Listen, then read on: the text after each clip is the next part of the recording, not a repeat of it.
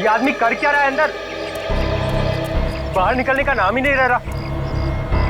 सो गया है क्या अंदर? कमाल के लोग, दूसरे के टाइम की तो कोई वैल्यू ही नहीं।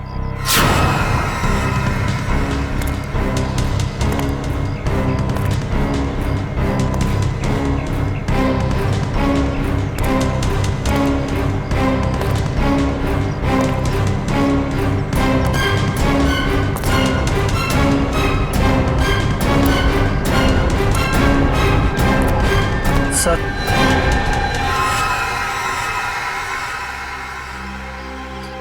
इतना लेट? ये सर्विस है तुम्हारे रिजॉर्ट की? सॉरी सर, आपने कैंची मांगी थी, वो तो नहीं मिली। चाकू लेकर आया, इससे काम हो जाएगा। तो ब्लडी लाउजी पीपल, 10:30 हो गए, मीटिंग्स करनी है, अपॉइंटमेंट्स है, और अंदर ये आदमी बैठ के धरना दे रहा है। सर, आप अंदर नहीं जा सकते सर। हेलो भैया, सुन रहे हैं आप? ओ भाई साहब, जल्दी कीजिए, मुझे लेट हो रहा है।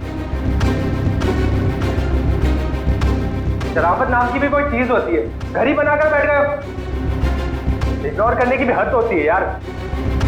अरे सुनाई दे रहा है कि नहीं आपको कुछ?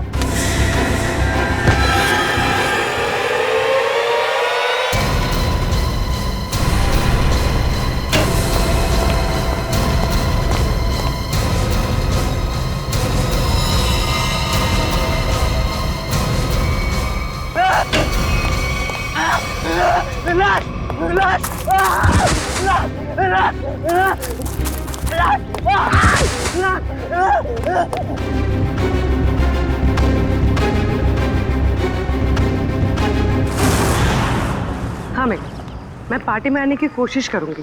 कुछ प्रॉमिस नहीं कर सकती, मेरा जॉब ही कुछ ऐसा है यार, कभी भी कुछ भी हो सकता है। ठीक है, चल अब मैं रखती हूँ, बाय। नहीं, बिल्कुल नहीं चलेगा। रात को 1 बजे 2 बजे कोई भी कभी भी आके चले जाएगा।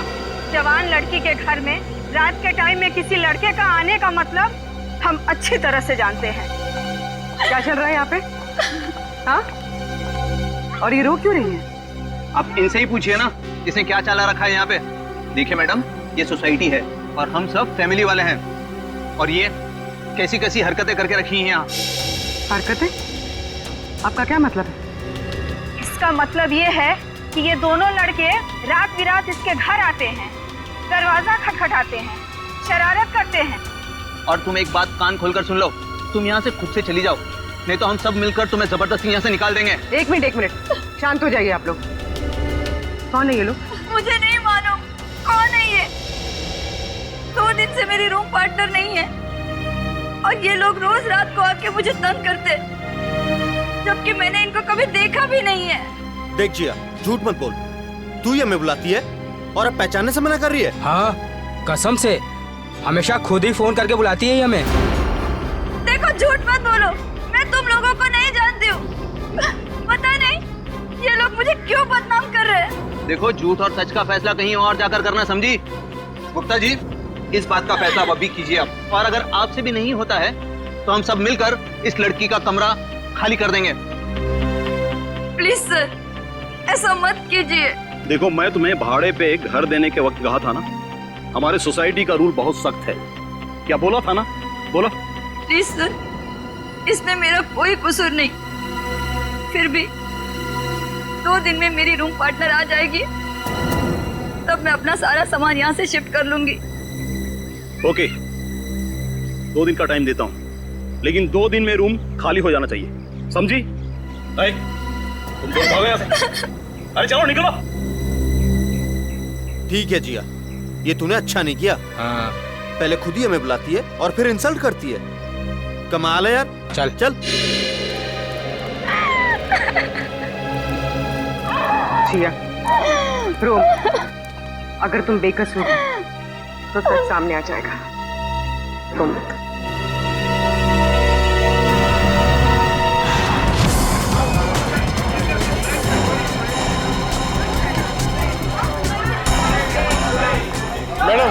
मैडम मेरा बिल बनाइए फौरन। सुनिए, जरा शांत हो जाइए। देखिए, यहाँ पर खून हुआ है। जब तक हमारा इन्वेस्टिगेशन पूरा नहीं होता, कोई ये होटल छोड़कर नहीं जाएगा। मैडम, आप भी ध्यान में रखिए, कोई भी गेस्ट नहीं जाएगा यहाँ से, समझे?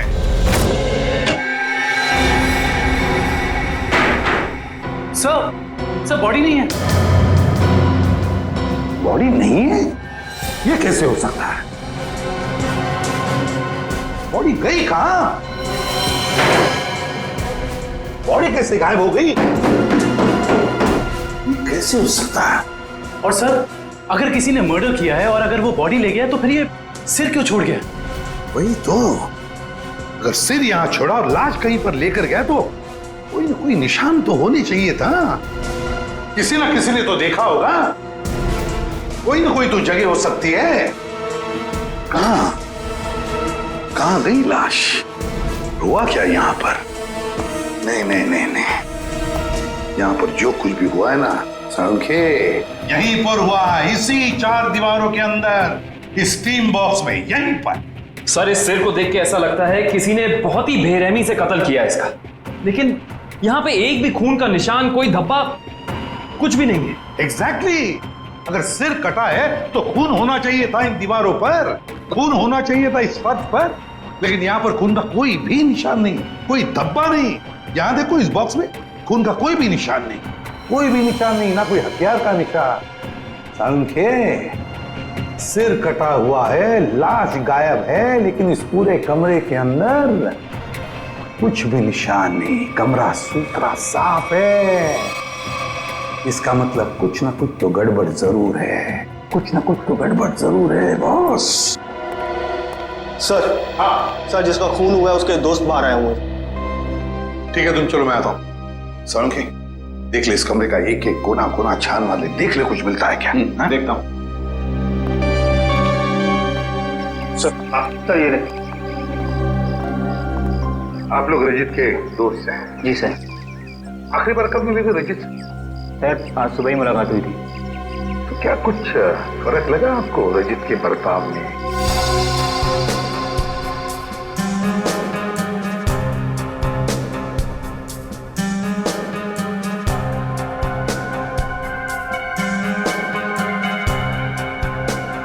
सर, ऐसी तो कोई बात नहीं है। इनफैक्ट हम जिम से साथ में ही आ रहे थे।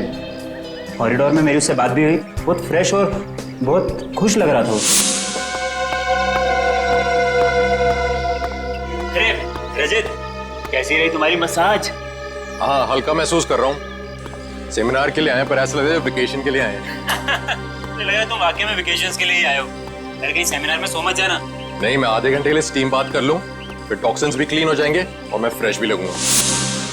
सर, उसके बाद हम दोनों यहाँ स्टीम रूम में आए और वो स्टीम रूम का अटेंडेंट रिकी, सर रिकी ने ही स्टीम रूम तैयार किया था रजित के लिए।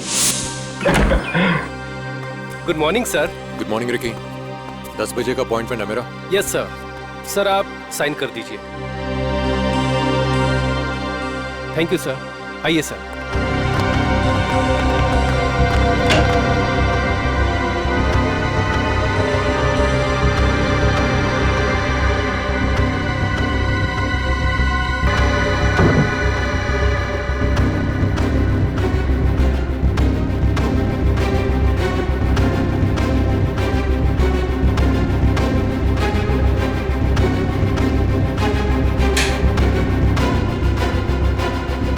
कितना टाइम लगेगा? सिर्फ 25 मिनट। चल रजित, तू एंजॉय कर, ब्रेकफास्ट में मिलते हैं। चल ठीक है, ओके। स्टीम रूम का अटेंडेंट रिकी। रिकी, ये स्टीम रूम का अटेंडेंट रिकी कहाँ है? जरा बुलाओ उसे।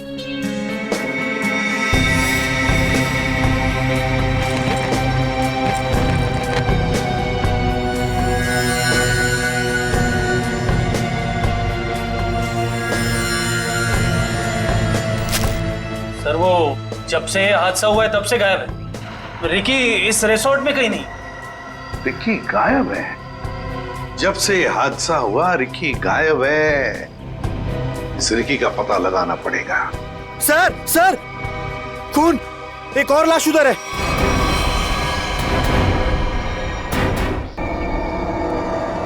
ये हो क्या रहा है आपके होटल में? हाँ, एक सिर मिला है जिसकी लाश गायब और अब ये दूसरा खून। सर मैं तो खुद परेशान हूँ, ये क्या हो रहा है मुझे समझ नहीं आ रहा सर। अब बाहर फेरिए।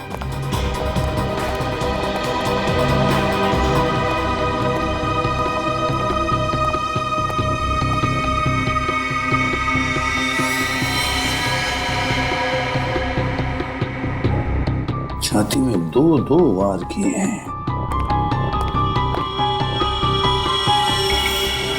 सर काफी गहरा है, पूरी ताकत से वार किया गया। हाँ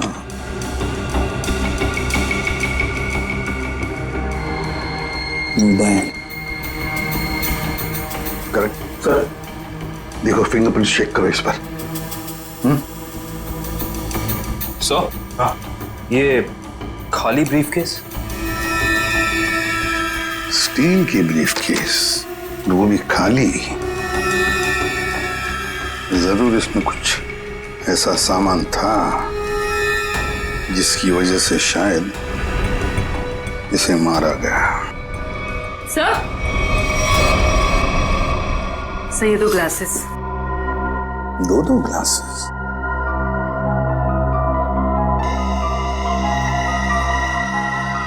लिपस्टिक वगैरह के तो कोई मार्क नहीं, लेकिन एक बात तो पक्की है कि यहाँ पर इसे मिलने कोई आया तो था जरूर।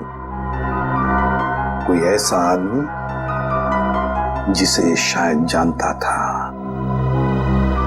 जरूर जानता होगा उसे। क्या नाम क्या था इस गेस्ट का? सर विनय नाम था इनका, और यहाँ पे होने वाले सेमिनार के लिए आए थे। विनय? तो इससे मिलने अगर जो भी कोई आया होगा उसका रिकॉर्ड तो हमें रिसेप्शन से मिलेगा ही ना? जी सर।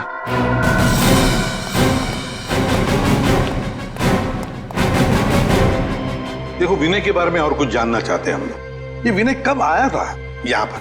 अब सर मिस्टर विनय ने आज सुबह ही चेक इन किया था हमारे रिजॉर्ट में, करीब 8 बजे। 8 बजे? जी। अकेले ही आया था या कोई साथ में भी था उसके? अब नहीं सर, वो अकेले ही थे। उनके रूम में कोई बाहर से विजिटर आया था? नहीं सर, बाहर से तो कोई नहीं आया था, लेकिन उनके सेमिनार से उनके रूम में कोई गया हो तो उसका पता नहीं हमें। अच्छा, विनय के बारे में कुछ खास बात याद आती है तुम्हें? मेरा मतलब है कुछ भी, यू नो? आपके रिसोर्ट में इस ब्रीफकेस के लिए कोई पर्सनल लॉकर है? आई एम सॉरी सर, हमारे रिजॉर्ट में ऐसी कोई फैसिलिटी नहीं है। ओके। हाँ सर, उनके पास एक छोटा सा स्टील का ब्रीफकेस था जिसे वो कुछ ज्यादा ही संभाल के रख रहे थे, और उसके लिए उन्होंने पर्सनल लॉकर के बारे में भी पूछा, बट सर हमारे रिजॉर्ट में ऐसी फैसिलिटी नहीं है। स्टील का ब्रीफकेस? लगता है ये वही स्टील का ब्रीफकेस है जो हमें उसके बेड पर से मिला है। जरूर उसके अंदर कोई कीमती, कोई इंपॉर्टेंट सामान होगा। सर ऐसा भी तो हो सकता है कि इस विनय की मौत का यही कारण हो। हाँ सर, विनय के रूम में कोई होटल के बाहर से नहीं, होटल के अंदर से आया था, और दोनों साथ में ही बैठे थे। सर। हाँ करण। सर इस फोन पर जो फिंगरप्रिंट थे उसे उठा लिया सर। Very good. देखते हैं आखिरी फोन किसका था। पार्टनर? जरूर किसी पार्टनर ने फोन किया था विनय को। पता लगाना पड़ेगा है कौन ये पार्टनर।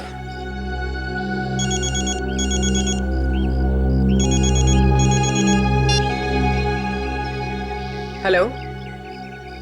हाँ, तुम आज से ही काम शुरू कर दो, ये जरूरी है।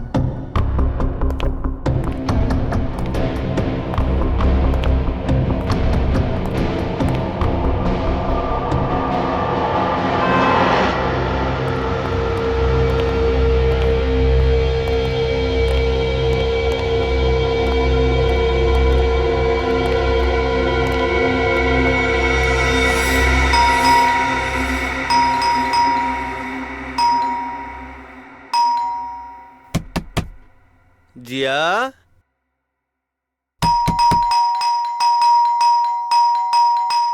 दरवाजा खोलो जिया। जिया, जिया, जिया दरवाजा खोलो वरना तोड़ देंगे हम, बता रहे हैं हम बस। ये इन लोगों का रोज का नाटक है। जिया, दरवाजा खोलो जिया। जिया प्लीज दरवाजा खोलो, प्लीज, नहीं तो हम तोड़ देंगे दरवाजा, बोल दे रहे हैं हम। जिया, जिया, पुलिस को फोन करते हैं, तभी बात समझ में आएगी। जिया, दरवाजा खोलो जिया। जिया,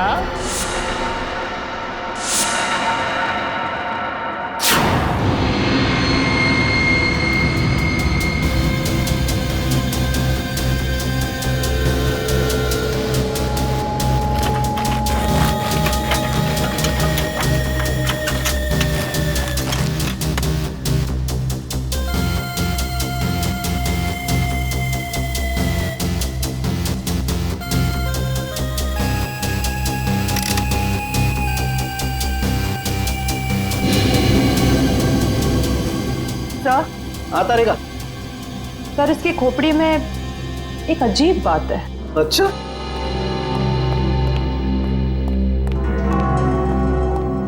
क्या अजीब बात है? सर इसकी गर्दन पे ना तो किसी चीज से काटने का निशान है और ना ही तोड़ने का। लेकिन कोई ना कोई निशान तो जरूर होना चाहिए। हाँ, कोई निशान तो होना ही चाहिए। अगर हथियार का नहीं है तो किसी और चीज का निशान होना चाहिए जिससे मारा गया। और इसकी खोपड़ी का अंदर का हिस्सा बिल्कुल खाली है। ऐसा लगता है जैसे कि सारी चीजें पिघलकर बह गई हो। ऐसा कैसे हो सकता है तारिका? इसके अंदर कोई मोम तो होता नहीं, खून है, मसल्स हैं, टिश्यूज हैं। हाँ, लेकिन ये खोपड़ी बिल्कुल खाली है। अच्छा तारिका, इसकी खोपड़ी में से जो फ्लूइड निकला था, तुम उस फ्लूइड को चेक करो, उसमें जरूर कुछ ना कुछ मिलेगा। सर,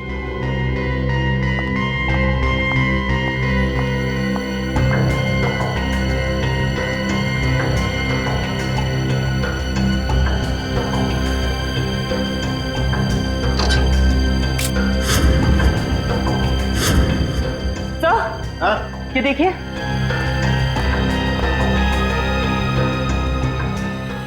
अरे एसिड, इसकी खोपड़ी के अंदर एसिड।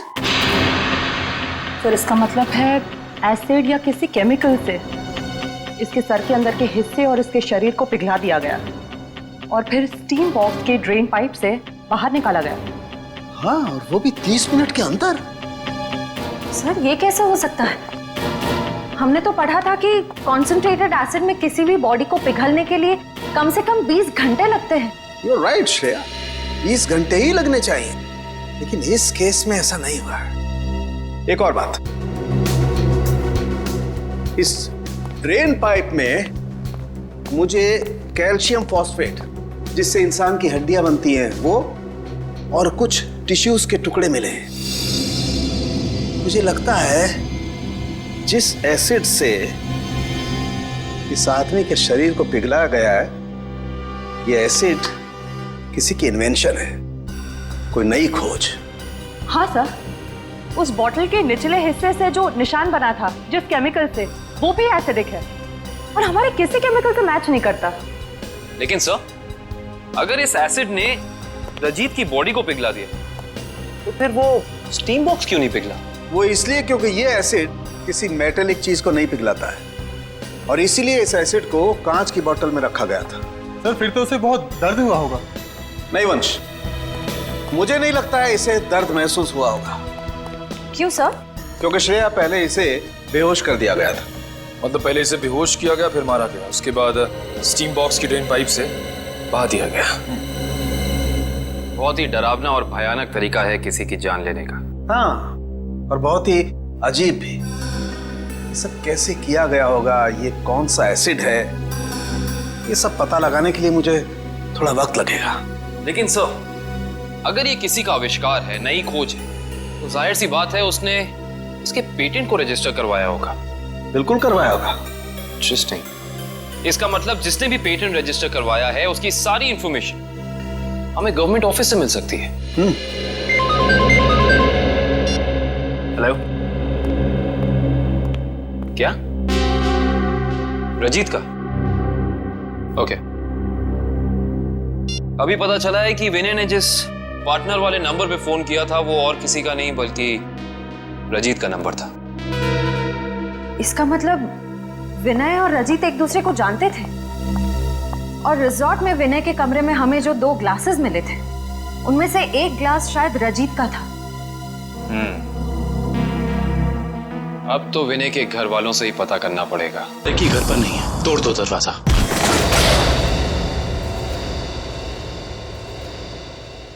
चेक करो।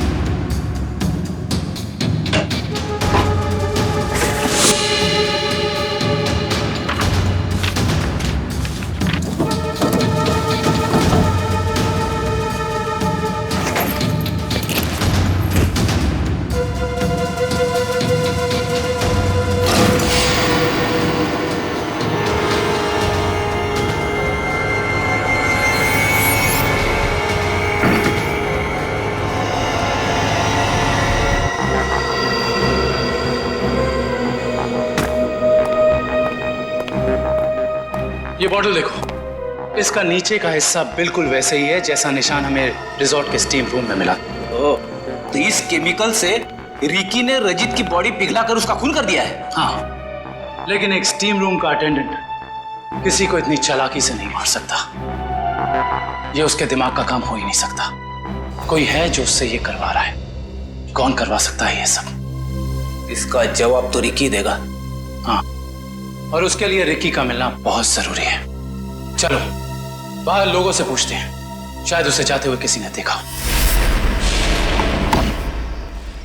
एक्सक्यूज मी, आप लोग सब यहीं आसपास रहते हैं? जी जी। ये वो रिकी रहता है यहाँ पे, आप लोग उसे जानते हैं? आज आपने उसे देखा? हाँ सर, मैंने देखा उसे। बड़ी जल्दी में लग रहा था और एक बैग भी था उसके हाथ में। अच्छा, यहाँ से किस तरफ गया था वो? सर उस तरफ। उस तरफ? हाँ सर, एक ट्रक आया और रिकी उस पे बैठ के निकल गया। थैंक यू, चलो उस डायरेक्शन में देखते हैं।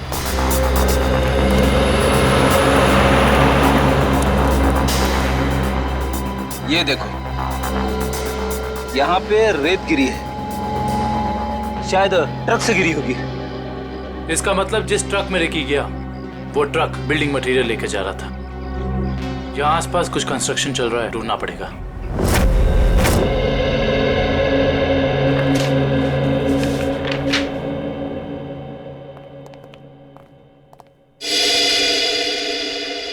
जी कहिए। सीआईडी। सीआईडी? जी, पिछले हफ्ते में जितने भी एसिडिक केमिकल्स को पेटेंट कराया गया है उन्हें रजिस्टर करवाने वालों के नाम और पते हमें चाहिए। केमिकल का कोई नाम भी तो होगा।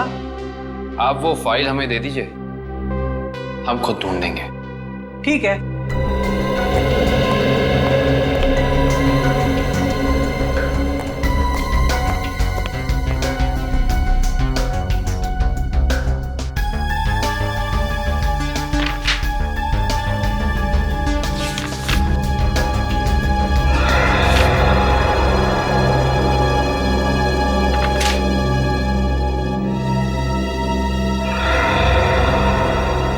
ये देखो, ये एसिड हाइड्रोवर्क्स नाम की एक कंपनी ने रजिस्टर कराया है और इस कंपनी के मालिक हैं रजित और विनय।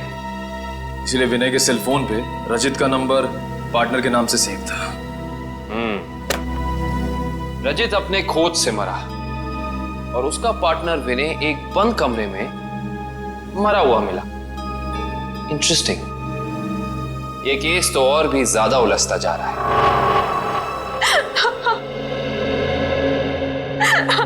नैना जी, हमें भी बहुत दुख है विनय की मौत का।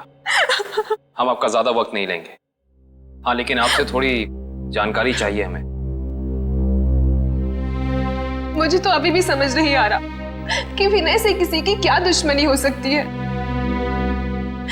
बेहद शरीफ और मिलनसार इंसान थे मेरे विनय। अच्छा, ऐसा कोई हादसा या कभी उनकी किसी के साथ कोई तू-तू मैं हुई हो या कोई दुश्मनी, कुछ याद है आपको? दुश्मनी तो कोई नहीं थी, पर हाँ कुछ दिनों से उन्हें कुछ धमकी भरे फोन जरूर आ रहे थे। धमकी? कौन थे ये लोग? मालूम नहीं, पर मैंने बहुत समझाया उन्हें कि उन्हें जाके पुलिस में कंप्लेन कर देनी चाहिए, पर उन्होंने मेरी एक ना सुनी। कहते रहे कि कोई मजाक कर रहा होगा, सीरियसली लिया ही नहीं इस बात को। नैना जी, आप हमें हाइड्रो वर्क्स के बारे में क्या बता सकती हैं? हमारी इंफॉर्मेशन के हिसाब से विनय और रजीत दोनों पार्टनर्स थे और इन दोनों ने मिलकर एक बहुत ही खास केमिकल की खोज की थी। देखिए, मैं बस इतना जानती हूँ कि वो दोनों साथ में काम कर रहे थे, बस। देखिए नैना जी, उसी केमिकल का इस्तेमाल करके पहले किसी ने रजीत को और फिर विनय को मार डाला। ऐसा कैसे हो सकता है? वो केमिकल तो विनय अपने साथ लेकर जाने वाले थे, एक ब्रीफकेस में। उन्हें सेमिनार में कुछ पेपर सबमिट करने थे और वहीं उन्हें रजत से भी मिलना था। अच्छा नैना जी, क्या पहले कभी ऐसी कोई घटना हुई है जिससे हमें कोई सुराग मिल सके?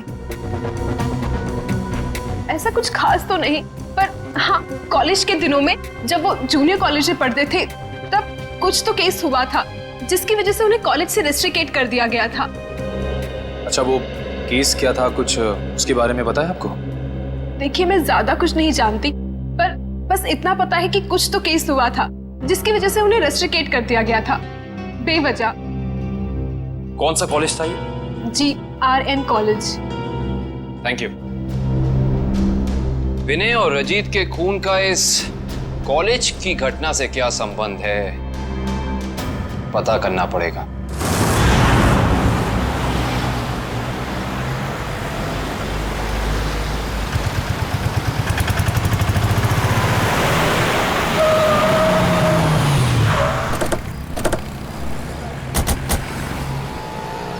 ये देखिए, रेत यहाँ पे पड़ी हुई है और ये देखो टायर के मार्क्स।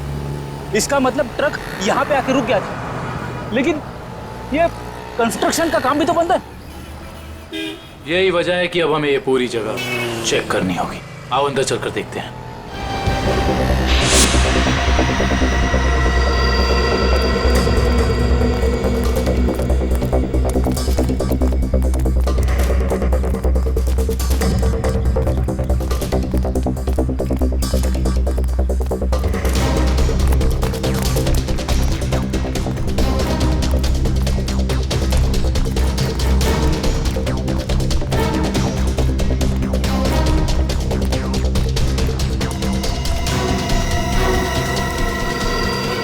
सर, रिकी यहाँ पे है।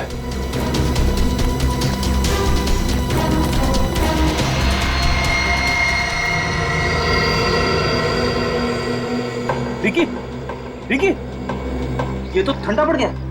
हाँ सर, इसकी स्किन भी कड़क हो गई है। पहले इसे हॉस्पिटल पहुंचाओ।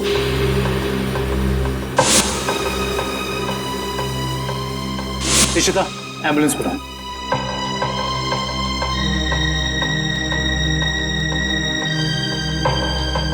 इसके शरीर पे जेल जैसा कुछ लगा हुआ है, जिसकी वजह से इसका शरीर अकड़ गया होगा। और ये देखिए, आसपास के पत्थरों पे भी जेल जैसा ही है। ये देखो,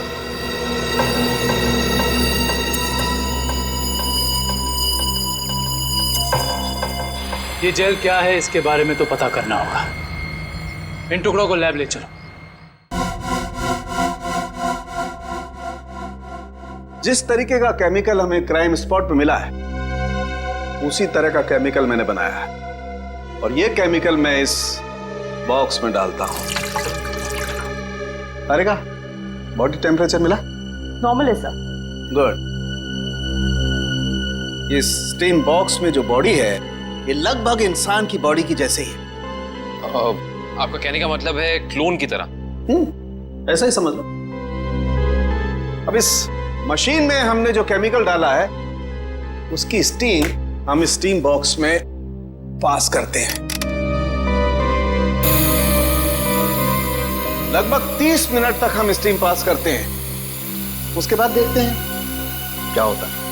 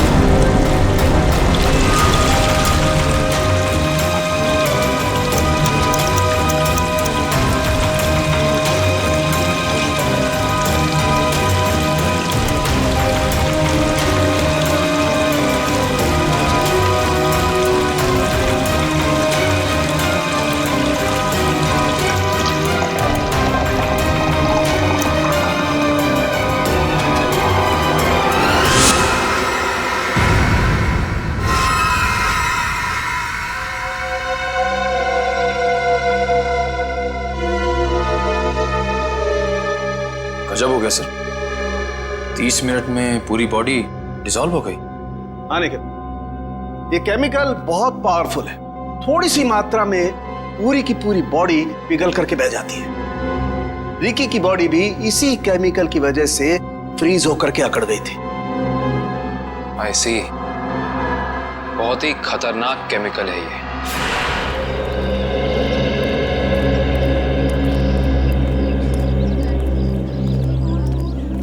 एक्सक्यूज मी, हम लोग सीआईडी से 2005 के केस के सिलसिले में आपसे थोड़ी पूछताछ करनी थी। 2005? ये तो बहुत पुराना केस है, लगभग 9 साल पुराना। आप रमेश जी से पूछिए, वो यहाँ के सीनियर हैं। Thank you. रमेश जी, हम लोग सीआईडी से 2005 में एक घटना हुई थी जिसमें रजित और विनय का नाम आया था। रजित और विनय? सर अब क्या है कि हर साल इतने लड़के लड़कियां आते हैं तो नहीं, उस केस में इन दोनों लड़कों को रेस्ट्रिकेट किया गया था। रेस्ट्रिकेट? अरे हाँ, याद आया, उस साल कॉलेज के एक स्टूडेंट की मौत हो गई थी और इन दोनों लड़कों का नाम भी उस केस से जुड़ गया था। काफी बवाल हुआ था। ये स्टूडेंट कौन था और उसकी मौत कैसे हुई? मैडम, बहुत अजीब तरीके से हुई थी। ये किस्सा लेबोरेटरी में हुआ था।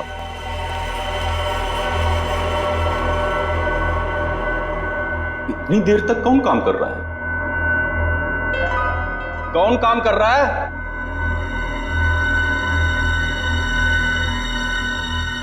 अरे भाई, खोगे का काम में जवाब तो दो, कब तक काम करोगे? अरे चुप क्यों हो? बताओ, मैं लेबोरेटरी बंद करूं या खुली रहने दूं?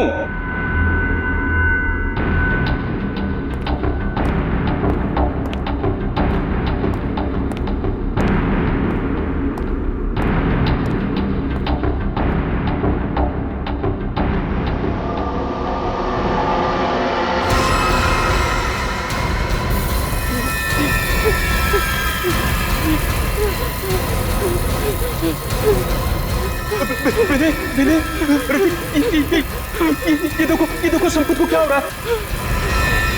सर बचाइए इसे, प्लीज सर बचाओ इसे। सर देखिए ना संपत को क्या हो रहा है। सर देखिए ना। क्या कुछ करो भाई। सर क्या हो रहा है, देखिए ना। सर बहुत भयानक था वो, ऐसा मैंने पहले कभी नहीं देखा था। एक आदमी खड़ा था और खड़े खड़े पिघल गया। संपत नाम था उसका, पुलिस केस भी हुआ था और विनय और रजित को रेस्ट्रिकेट किया गया था। इस केस से जुड़ी सारी फाइलें चाहिए। हेलो, कहाँ? कौन से रेस्टोरेंट? ठीक है, मैं पहुंचती हूँ, नजर रखना।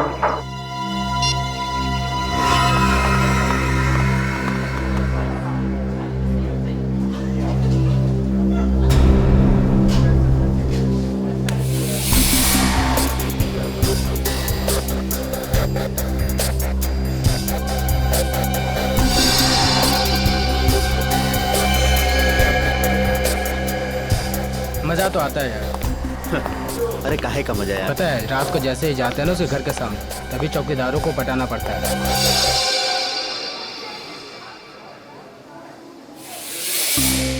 मैडम, आप यहाँ कैसे? तुम लोग क्या समझते हो? तुम लोग कुछ भी करते रहोगे और तुम्हारा कोई कुछ नहीं बिगाड़ सकता। मैडम, हमने क्या किया? एक लड़की का जीना हराम कर रहे हो और पूछ रहे हो क्या किया है? टेढ़ी बात करोगे ना तो सीधा करना हमें आता है। क्यों कर रहे हो ये सब?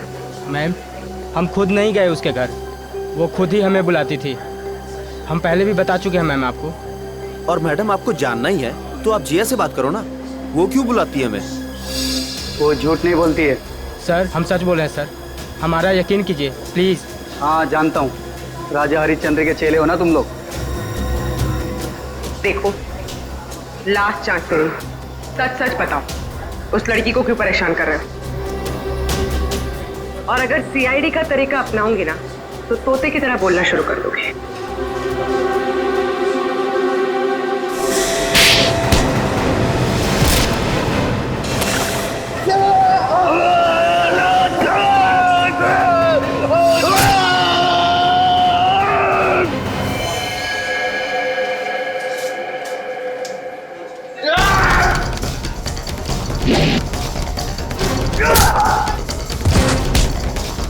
लड़कियों को छेड़ता है।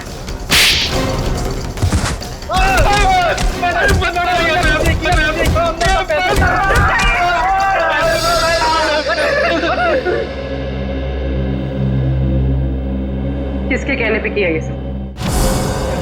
एक्सपेरिमेंट हो रहा था साइंस लैब में 2005 में और बेस्ट इन्वेंशन करने वाले को स्कॉलरशिप मिल रही थी। ये तो स्टूडेंट पिघल के मर गया था संपत।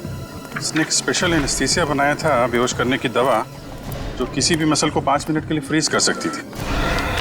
और ये रजित और विनय इन्होंने एक ऐसा केमिकल बनाया था जो किसी भी चीज को 30 मिनट के अंदर पिघला सकती थी। सर ये देखिए।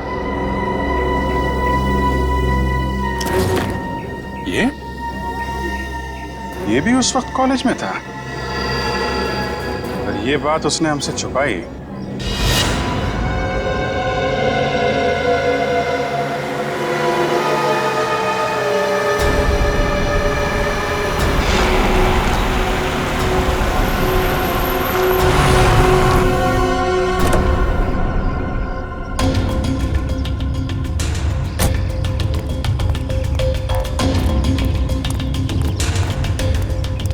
पैसे लिए? हाँ, ये देखो।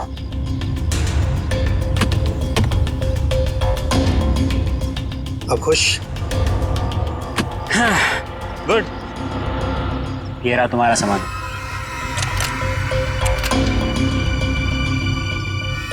तो ये है दुनिया का सबसे बड़ा आविष्कार जो अब मेरा होगा। बिल्कुल तुम्हारा है। Thank you. वेलकम।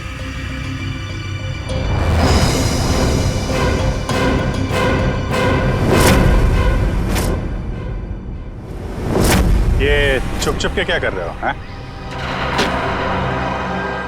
क्या कर रहे हो चुप चुप के? आगे मत बढ़ना, वरना ये बोतल इसी के साथ मैं फोड़ दूंगा। मत बढ़ना आगे, कह रहा हूँ आगे मत बढ़ना, नहीं तो ये मारा जाएगा। तुम यहाँ से जा नहीं सकते हो, छोड़ो उसे। आगे नहीं बढ़ना। कहा ना, मैं झूठ नहीं बोला मैं। पीछे रहो, आगे मत बढ़ना।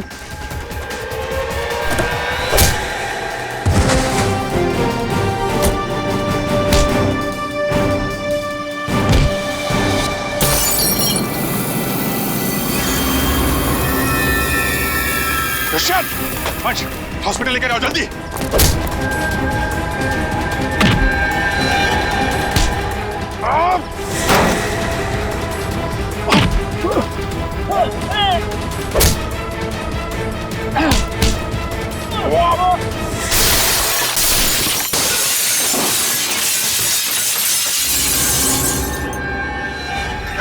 हाँ, मैं नहीं मारा उसे। मैंने और रजित के केमिकल का इस्तेमाल करके मैंने संपत को लैब में मार डाला। रेतेन, तुम यहाँ क्या कर रहे हो?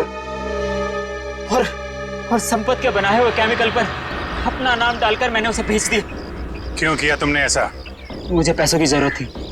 मेरे खर्चे पूरे नहीं पड़ रहे थे। और जब मुझे पता चला कि संपत ने एक ऐसे केमिकल का आविष्कार किया जिससे बॉडी फ्रीज हो जाती, उसकी इंटरनेशनल मार्केट बहुत ज्यादा थी। उससे वो केमिकल हासिल करने के लिए मैंने उसे भी मार डाला। रजित और विनय को उन्हीं के खोजे हुए केमिकल से मार दिया और केमिकल बेच के पैसा कमाना चाहते थे, क्यों? हाँ। और इसमें वो स्टीम रूम का अटेंडेंट रिकी, उसने तुम्हारी मदद की थी।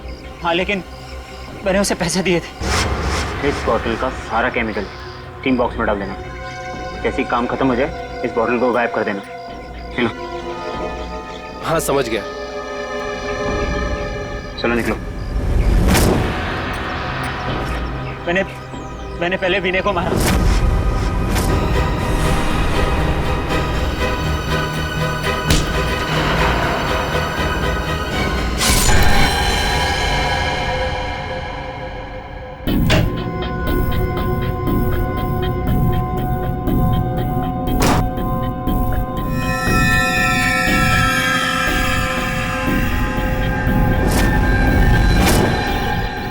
और फिर रिकी की मदद से मैंने रचित को खत्म कर दिया।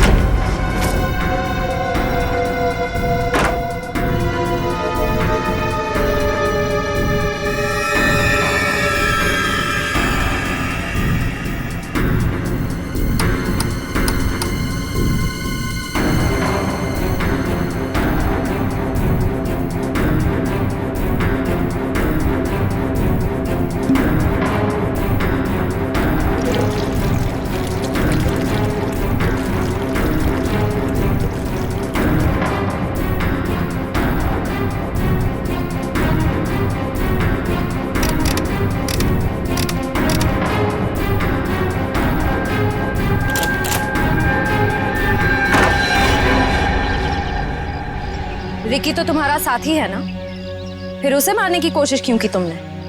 रिकी मुझे ब्लैकमेल कर रहा था। मैं सोच रहा हूँ कि जुबान भी कितनी कीमती चीज है, अगर फिसल जाए तो करोड़ों का नुकसान करा दे, इज्जत गवा दे, फांसी चढ़वा दे। मतलब? वो केमिकल की बोतल मेरे सीने में 2 मर्डर्स के राज बहुत ज्यादा है।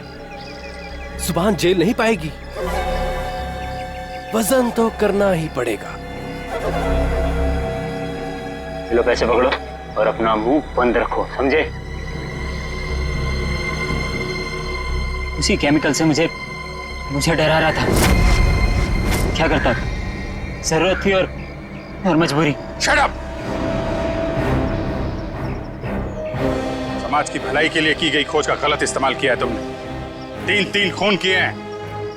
तुम जैसे लोगों के लिए कानून ने भी एक खोज की है, फांसी। आप लोगों को जरा सा भी एहसास नहीं हुआ कि आप लोग सब मिलकर एक अकेली लड़की के साथ इतनी नाइंसाफी कर रहे थे? कोई इस तरह से परेशान करता है किसी को? बोलिए।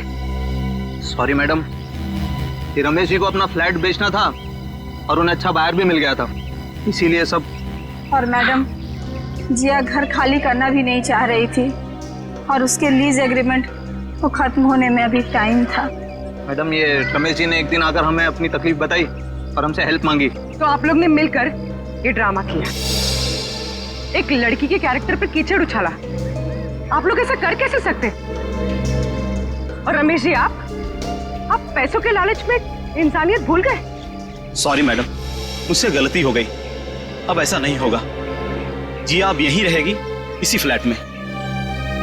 जिया, मुझे माफ कर दो। I am really sorry. Please sir, sorry बोल के मुझे शर्मिंदा मत कीजिए। थैंक यू मैम, आपने मेरी बहुत हेल्प की, वरना मैं अपने पेरेंट्स के पास वापस चली जाती। देखो जी, कभी घबराना नहीं, अपने हक और अपने सम्मान के लिए हमेशा लड़ना, समझे? Best of luck. Thank you ma'am.